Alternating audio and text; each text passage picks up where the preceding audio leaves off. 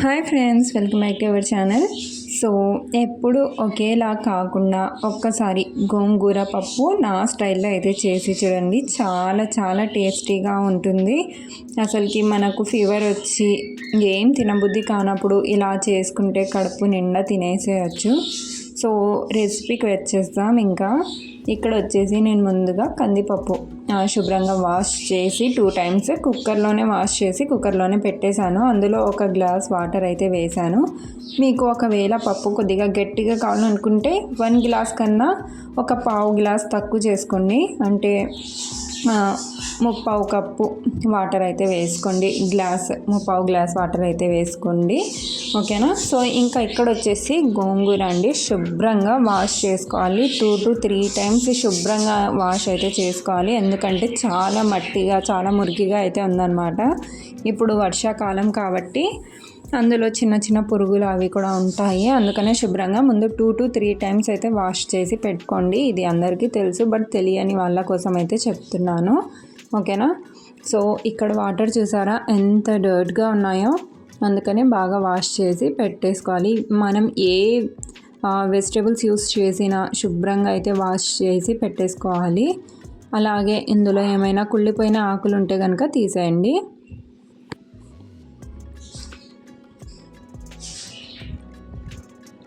Okay అండి. So ఇది wash చేసేసాం కదా, ఇప్పుడు దీన్ని కుక్కర్లో యాడ్ చేసేద్దాం. ఇక్కడ నేను వచ్చేసి 3 కట్టలు తీసుకున్నానండి గోంగూరవి.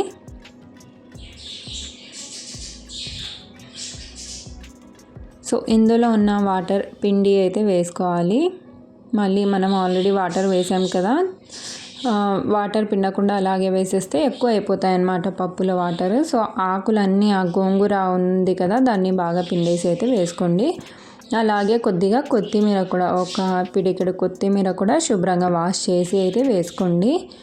అలాగే ఇక్కడ ఒక 2 టమాటా పళ్ళు అయితే ఇలా కట్ చేసి వేసేసాను పెద్దగానే. ఇప్పుడు ఇందులో ఒక ఆనియన్ అండి, ఉల్లిగడ్డ,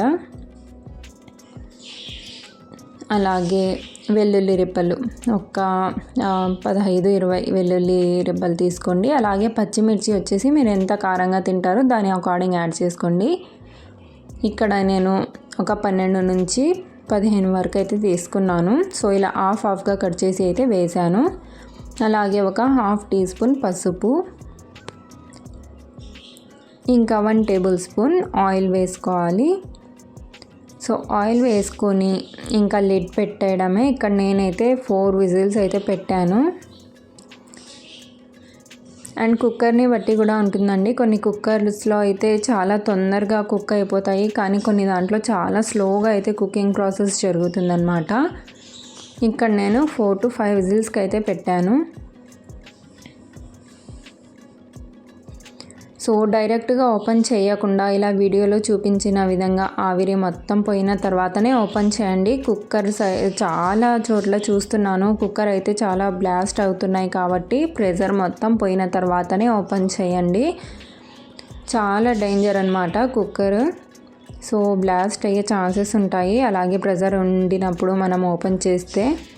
సో ఇక్కడ చూస్తున్నారు కదా, ఇంకా ఉప్పు వేసుకొని టేస్ట్కి సరిపడినంత ఉప్పు వేసుకొని ఇంకా పప్పు గుత్తితో మొత్తం మ్యాష్ అయితే చేసేస్తున్నాను.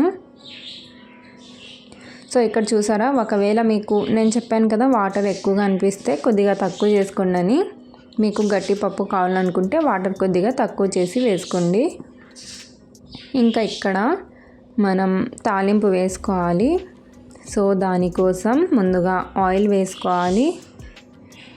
ఇక్కడ ఒక 2 to 3 టేబుల్ స్పూన్స్ ఆయిల్ అయితే వేసాను. మీరు ఇదే ప్రాసెస్లో చేస్తారా లేదా మీరు వేరే ప్రాసెస్లో చేస్తారా అనేది నాకు కింద కామెంట్ చేయండి. ఇప్పుడు ఇందులో ఆవాలు, జీలకర్ర, కరివేపాకు, వెల్లుల్లి రెబ్బలు, ఎండుమిర్చి తుంచి వేసుకోండి. చాలా టేస్టీగా ఉంటుందండి. ఫస్ట్ ఆఫ్ ఆల్ అసలు ఈ టైంలో ఈ సీజన్స్లో వచ్చేసి ఫీవర్ అవి వచ్చి అసలు ఏం తినబుద్ధి అయితే అవ్వట్లేదు కదా. సో ఇలా చేసుకుంటే చాలా టేస్టీగా ఉంటుంది అండ్ నోటికి కూడా చాలా చాలా బాగుంటుందన్నమాట. ఇప్పుడు పప్పు మొత్తం వేసుకోండి ఇందులోనే. సో చాలా కేర్ఫుల్గా అయితే వేయండి. కొత్తగా కుకింగ్ చేసే వాళ్ళు అయితే మళ్ళీ మీద పడే ఛాన్స్ ఉంటుంది కాబట్టి స్లోగా స్పూన్తో అయితే ముందుగా వేసుకోండి, ఓకేనా. సో ఇక్కడ చూడండి, చాలా సింపుల్ అండ్ ఈజీ క్విక్గా అయితే మన గోంగూర పప్పు రెడీ అయిపోయింది. నేనైతే ఎప్పుడు చేసినా ఇదే ప్రాసెస్లో చేస్తానండి. చాలా బాగుంటుంది, మా పిల్లలకి కూడా చాలా చాలా ఇష్టం ఇలా అయితే.